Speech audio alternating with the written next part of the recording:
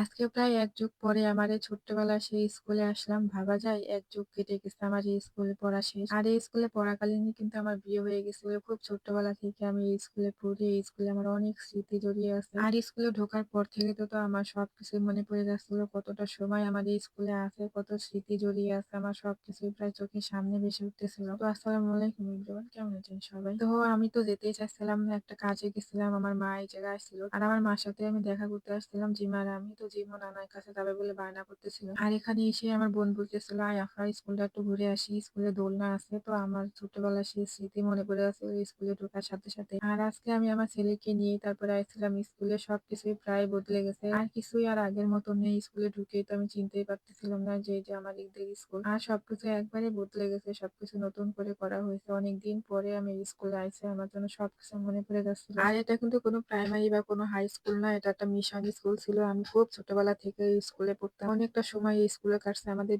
সকাল থেকে বিকাল হয়ে যেত এই স্কুলে থাকতাম আমরা। এই স্কুলে হচ্ছে আমরা একটা স্পন্সর ছিলাম। আমরা ৫০ জন বাচ্চা মিলে স্কুলটা শুরু হয়েছিল। আমি শুরু থেকে এই স্কুলেই পড়তাম। জানি না কি কারণে আমার বিয়ে হওয়ার ২ বছর পরই যেন স্কুলটা বন্ধ হয়ে যায়। কি জানি একটা কারণে, আমি সঠিক জানি না। তো আমি তখন তো আর স্কুলে পড়তাম না। তাই আমার তখন আর কিছু মনে নাই। ওই স্কুলটা কিন্তু অনেক বেশি জমজমাট ছিল। আর অনেক কিন্তু পরিচিত ছিল এই নার্জিন মিশন স্কুলটা। সবাই এক নামেই চিনতো এই স্কুলটাকে। তখন কিন্তু অনেক বাচ্চা এই জায়গায় থাকতো। দুপুরে খাওয়া-দাওয়া হতো এই জায়গায়। অনেক মজা হতো। আর আমরা এখানে অনেক বছর লেখাপড়া করছি। তো একবারে কেমন জানি বন্ধ হয়ে গেছে। আর আগের মতন স্কুলটা নাই। পুরো একবার অন্যরকম হয়ে গেছে। সবকিছুই প্রায় বদলে গেছে। আমি তো স্কুলে এসে কিছুই চিনতে পারতেছিলাম না। আমার কাছে এত পরিমাণ খারাপ লাগতেছিল। মনে হচ্ছিল সেই স্কুলে আমি আবার যদি হতাম, আবার যদি ফিরে যেতে পারতাম সেই ছোট্টবেলায়। আর এত পরিমাণ খুশি লাগতেছিল। তখনকার দিনগুলো অনেক বেশি মজার ছিল, অনেক বেশি আনন্দর ছিল আমার। তো আমার ছেলেটা এই জায়গায় এসে দোলনায় উঠতেছিল আমার বোনের সাথে। তো দোলনায় উঠতেছিল তাই বলে এও উঠবে। এই দোলনায় কিন্তু আমরা তখন দোল খেতাম, কত মজা করতাম সবাই মিলে। বিকাল টাইমে সবাই বন্ধুরা মিলে, বান্ধবীরা মিলে এই জায়গায় খেলা করতাম। এত বেশি মজা হতো। তো আমার খুবই খারাপ লাগতেছিল। মনে হচ্ছিল সেই দিনগুলো যদি ফিরে যেতে পারতাম, আবার যদি সেই তখনকার সময় চলে যেতে পারতাম। আর আজকে দেখেন আমি আমার ছেলেকে নিয়ে আমার সেই ছোটবেলার স্কুলে আসছি। ও এসে গুড় করে দেখতেছিল। একটা সময় হবে তখন আমার ওকে নিয়ে স্কুলে যেতে হবে। ওর স্কুলে পড়ার সময় হয়ে যাবে। আমাকে যদি আরেকবার সুযোগ দেওয়া হতো ছোট্টবেলা ফিরে যাওয়ার, তো আমি তো এসে আমি সবকিছু আগের মতন করে নিতাম। না কোনো চিন্তা থাকতো, না কোনো টেনশন থাকতো আমার। বিন্দাস আমি লেখাপড়া করতাম আর স্কুলে এসে নিজের মতন করে নিজের জীবনটাকে সাজাতাম। তো যাই হোক, আমার তো অনেক বেশি খারাপ লাগতেছিল এই স্কুলে এসে। আমি এই জায়গায় বসে বসে দোল খাচ্ছিলাম। আর আমার বোন এসে পেছন থেকে আমার ভিডিও